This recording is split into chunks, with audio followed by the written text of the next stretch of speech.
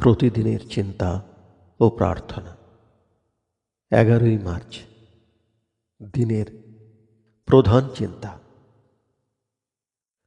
আমিত্বের প্রভুত্ব হইতে মুক্ত হইতে পারিলেই জীবনে পূর্ণতা আসে। মুখস্থ করা যায়, ভাবিও না আমি আমি, প্রেমে তব ঘেরে যেন অন্য সকল হৃদয়।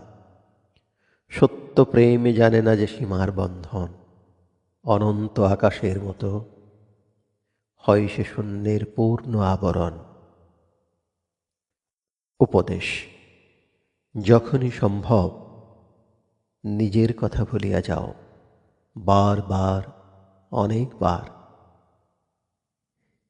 নিজেকে ভুলিতে না পারিলে সাধু জীবনযাপন করা যায় না।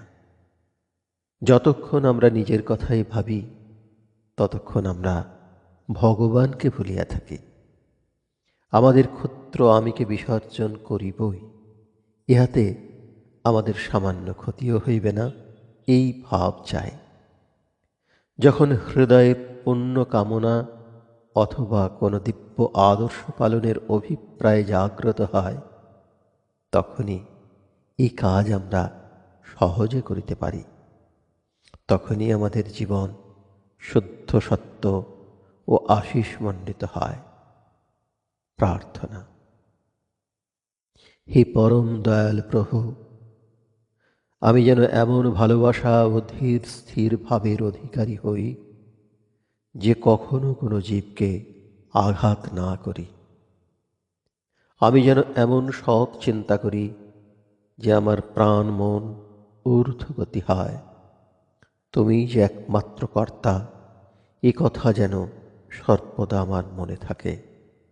তুমি যেমন বলাইবে তেমনই যেন বলি, তুমি যাহা করাইবে তাহাই যেন করি।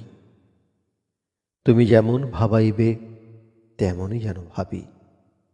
চিরদিন যেন আমি তোমার হাতের যন্ত্রের মতো হইয়া থাকি।